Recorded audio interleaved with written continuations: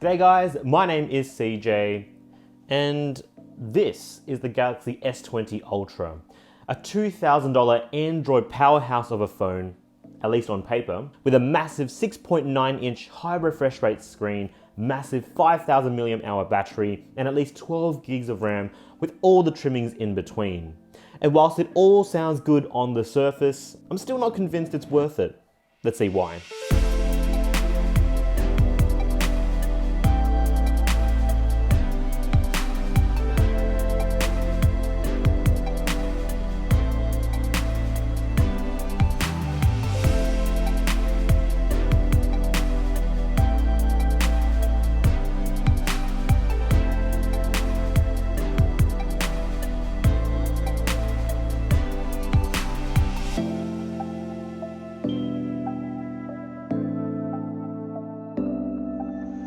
So the Galaxy S20 Ultra is a 5G capable phone that is a beast in size, specs, and price. But we'll get to that later. And I'm going to start off first by saying you should definitely not buy this phone for 5G. The tech is still in relative infancy, at least in Australia, and it's a battery hog in this phone. I turned mine off pretty quickly as there really wasn't much difference even when the phone had a 5G signal in terms of speeds. But since we're looking at the S20 Ultra, let's first talk about design. The phone is classic Samsung. It's got smooth, shiny aluminium rails sandwiched between two Gorilla Glass panels. It feels premium in the hand, and the thicker sides give it a solid, reassuring heft. It's kind of like how the iPhone 11 Pro feels in the hand, which is a good thing. But the glass and metal combo with its size also means it's a slippery sucker.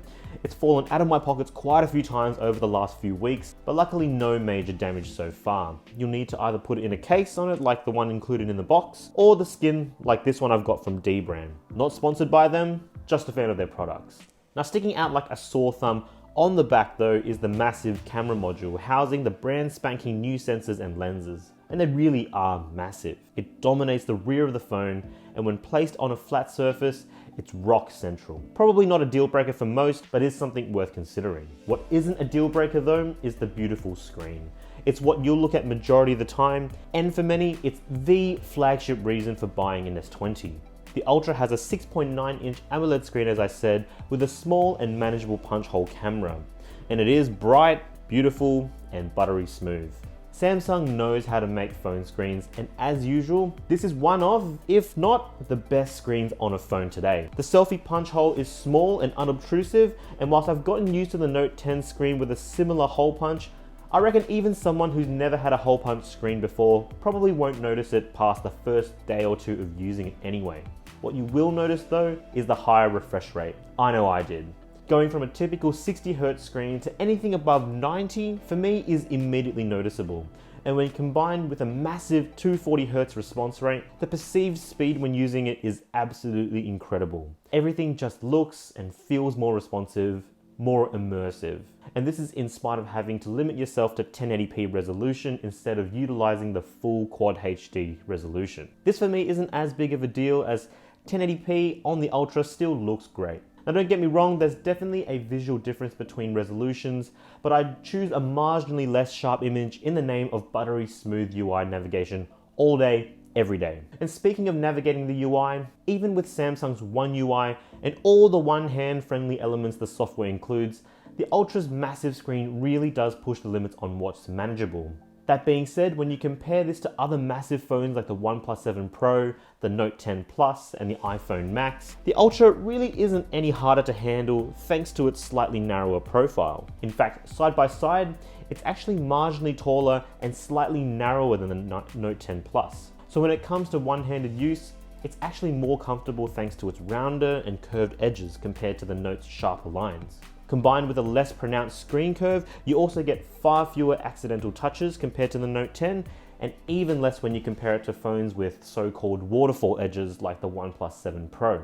So overall, the S20 Ultra ends up being a pretty great performer ergonomically despite its size. Now speaking of performance, I've been using the base S20 Ultra with 12 gigs of RAM and 128 gigs of expandable storage. Being Aussie, it also rocks the Exynos 990 chip, and when it comes to day-to-day performance, it flies, as expected. I mean, with flagships these days, you're rarely going to have any issues with performance. They all do everything well, and the S20 is no different. The newer UFS storage combined with massive RAM results in apps loading super quick and staying in memory longer. And the ability to pin 3 apps into a sustained memory is also a nice touch. But I do need to address an elephant in the room when it comes to the processor. In Australia, and in fact in most countries outside of the US and funnily enough South Korea, the homeland of Samsung, the S20 rocks an exynos chip compared to the equivalent Snapdragon 865. Now there's always been conspiracy theories that between these chips, they're never equal performers, whether it be in camera or battery life. But I think this year has been the most controversial. Trouble has ranged from petitions begging Samsung to stop using exynos in favor of Snapdragon chips, to reports of Samsung engineers being upset their own chips weren't good enough for the homeland. For old Samsung, it's been a bit of a rough patch. And having only got access to the exynos version, I can only speak to my experience with this model. So where do I start? Well, let's start with one of my most important criteria in a good phone: battery life. Now, I've seen many North American YouTubers report excellent battery life coming from their Snapdragons, like up to 7 to 8 hours of screen on time at full 120Hz rate with heavy use. And honestly, you'd expect so with a capacity of 5,000 milliamps. My experience, however, has been at best inconsistent, and definitely not at the 7 to 8 hour screen on time beast that our North American friends have been experiencing. With all the trimmings activated, including 120Hz refresh rate, 5G internet, auto brightness turned on, I've been getting on average 4 hours of screen on time, sometimes better, sometimes a lot worse. And battery life improved slightly when I disabled 5G and got a more consistent 5 hours of screen on time. But I still found days where it would absolutely churn through the battery and I had to chuck it on the charge well before bedtime. Luckily, charging is super quick with the included brick, so you're not out of commission for long. And whilst this didn't happen too frequently, when you compare it to competitors like the iPhone 11, Huawei's Mate and P series, and even the S20's older brother, the Note 10 Plus, I just didn't trust the Ultra's battery quite as much, and I don't see it changing that much either. So for a phone that costs almost 2,000 Australian dollars or 1,500 US dollars, it definitely needs to perform better. If it means ditching exynos and going with Snapdragon, then so be it. Battery life really should be something all flagships should be nailing by now. There aren't many areas that phones can be competitive, and in terms of camera and overall performance, all flagships these days are pretty comparable. So phone makers, set yourself apart, give us battery innovations and make our devices last longer. If you do, these are the devices that'll win my heart and my money. The other system in the middle of this Snapdragon Exynos debate is photography, and this is my experience. The Ultra has a quad camera setup with 2 notable flagship features. The first being the 100x space zoom, and the second, the 108 megapixel main sensor. For me, neither features have been particularly mind-blowing, and neither have really added to the overall experience. I mean, Samsung already made it hard for themselves by marketing the 100x zoom so strongly. I mean, that's not to say it's bad, it's just not a massive game changer like Samsung would make you believe. To start with, despite recent software updates, some of which were promised to improve camera performance, there's still a few quirks. The first being the persistence of a weird skin smoothing effect on skin tones on the main lens. And then on top of that, the autofocusing system is inconsistent and hunts more than you'd expect, certainly more than its predecessors. Now I think that's probably due to the change from dual pixel AF to a more traditional phase detect system, combined with the thinner depth of field seen with a larger sensor. That being said, photos taken by the main lens once you have nailed focus are still excellent. Colors, sharpness, dynamic range all remain on point, and whilst live focus does a really good job of rendering background blur, close-up photos do exhibit a nice natural bokeh, so you might not even need this mode. It still makes photos that are at least on par with the iPhone 11 and the Pixel 4. And this includes low light performance, which in many cases, in my experience, actually beats these competitors thanks to the bigger sensor, capturing more light, resulting in sharper images and naturally less noise. Its night feature also works at all focal lengths as well, which is a bonus, and it is at least as good as the competition.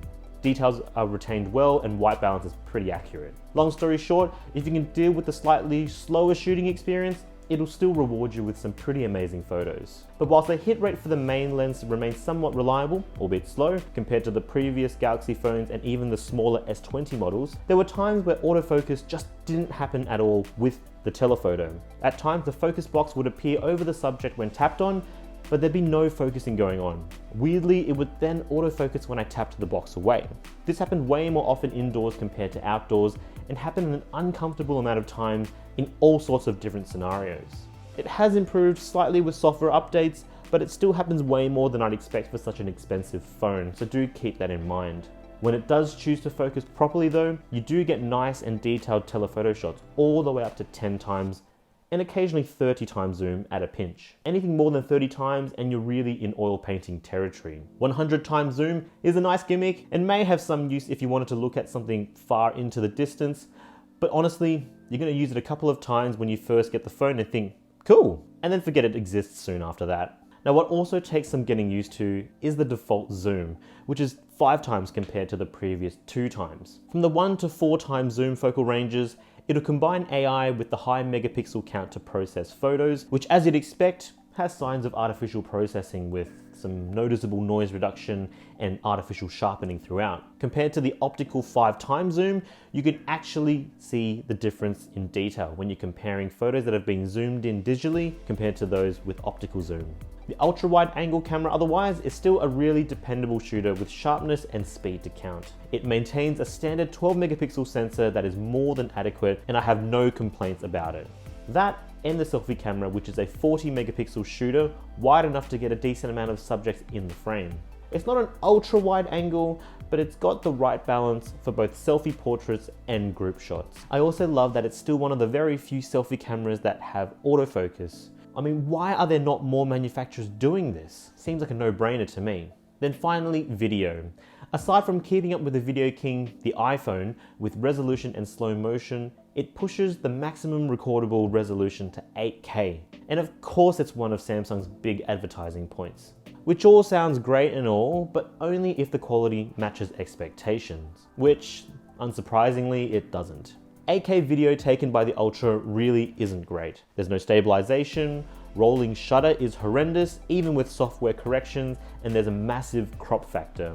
And just to top it off, it absolutely destroys battery life doing so. Not to mention there's hardly any displays that can even show 8K in the first place. So best to leave that feature alone and stick with 4K, which in reality is actually really nice. Slowly but surely Android phones are catching up to the iPhone. I mean, it doesn't quite match it necessarily, but it does get real close for detail and dynamic range. And of course, you still have Samsung's Super Steady mode, which shoots handheld 1080p footage to look like it was shot on a gimbal. I'm just waiting for this to land with 4K resolution and we're set. Bottom line is, video is excellent up to 4K, skip the 8K and use it primarily as a humble brag to your mates. So what is the be all and end all of the S20 Ultra? It's a super priced, super spec'd out phone that does so much stuff right. The screen, the build, the speed. But then it falls short in other areas that really matter. At least on my Exynos S20 Ultra, battery life is disappointing, and the cameras, while still decent, is let down by quirks that didn't exist in previous models or even in the smaller S20 models. And for a phone that costs almost $2,000 in Australia, that's simply not good enough. So should you buy this phone? No, you should buy the smaller S20 or S20 Plus instead. It's got all the same features that matter as we see in the Ultra, but it's got a camera that works and performs exactly you'd expect a flagship to perform. And if you really need 5G, well, at least they also offer the other S20 models in 5G as well. If anything, the S20 Ultra can serve simply as a preview for what the Note 20 could be later this year, and I really can't wait for that one. Anyway guys, thank you so much for watching this video. What do you think of the S20 Ultra? Is it worth it or not? Let me know in the comment section below. As always, give us a like if you enjoyed this video, subscribe to see more, and of course, ding the bell icon so you don't miss out. Thanks again guys, and I'll catch you in the next one. Stay safe out there and keep washing those hands. Say g'day to your mum for me guys. Cheers.